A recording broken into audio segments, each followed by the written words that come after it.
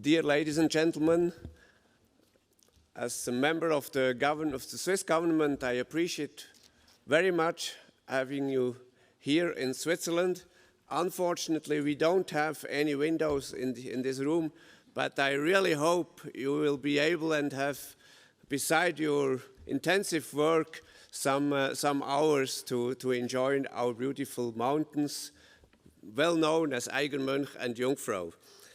Excellencies, Antonio Guterres, Secretary General of the United Nations, Executive Director of the United Nations Environment Programme, Inger Andersen, Secretary General of the World Meteorological Organization, Petteri Talas, President of the 28th Conference of the Parties to the UN Framework Convention on Climate Change, Sultan Al Jaber, Executive Secretary of the UN Framework Convention on Climate Change, Simon Steele, Professor Ha-Seung Lee, IPCC Chair, delegates, ladies and gentlemen.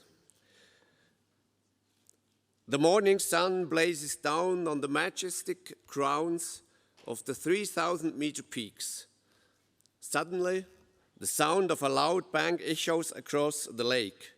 Anxious tourists look toward the clouds of dust rising above the mountain flank. Distinguished delegates, by traveling to this conference, you have already had the chance to experience the stunning beauty of the landscape around Interlaken, here in the heart of Swiss Alps. The example I shared with you at the beginning originates from rockfalls and landslides around Lake Oeschinen, just a few steps outside this very conference building. The thawing permafrost has been making mountain slopes unstable, threatening people and infrastructure. On the other hand, hidden in our Alps, you can discover the backbone of our energy supply, its hydropower. It has been reliable supplying Switzerland with climate-friendly energy for over 100 years. Hydropower ideally complements solar energy, which supplies us with renewable energy in summer. Water and sun are Switzerland's clean energy dream team. Our country is particularly vulnerable to the impacts of climate change, including the melting of glaciers or extreme weather events such as heat waves, drought, and floods. It is estimated that up to 8% of Swiss territory is more unstable due to the change in thawing permafrost. These have far-reaching consequences affecting agriculture, infrastructure, health, and ecosystems. Climate change is a global concern, but its impacts are felt locally, in our own communities and daily lives. Farmers must adapt to new growing conditions, while communities face increased risks from extreme weather events. Switzerland came to the understanding that the common man should be at the heart of our consideration. As a result, we have now a long tradition in investing in preventing measures to protect our people from avalanches, floods, or landslides. The secret of success of Swiss politics is its direct democracy. Here, people have the last word at the ballot.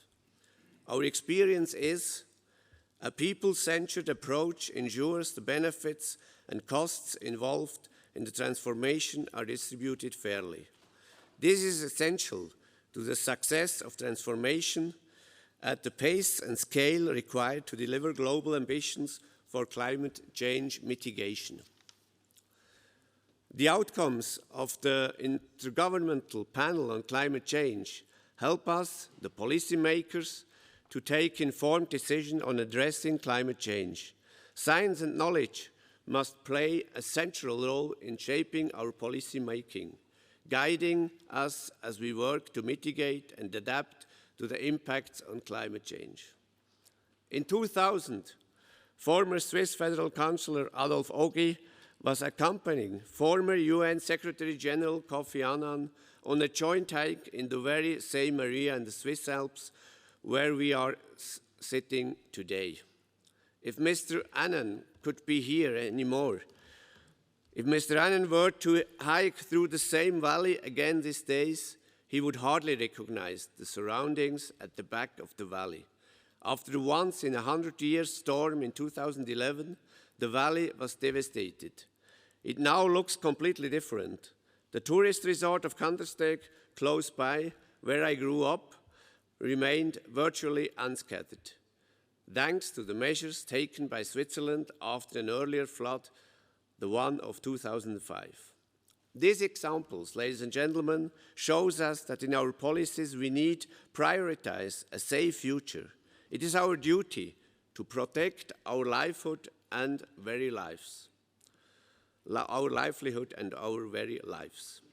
the end of the day, it's a mix of measures and approaches we need to take to address climate change. In order to do so, we must engage with all stakeholders. Business, academia, and civil society can help to develop innovative, sustainable, and economically viable solutions. By wishing you all success, all eyes are now on the outcomes of this conference. You will bring about policy-relevant information. Your results will be benefiting not only the international community, but the local population, such as those people living here in the heart of the Alp. I thank you very much for your contribution, for your engagement for a better world. Thank you.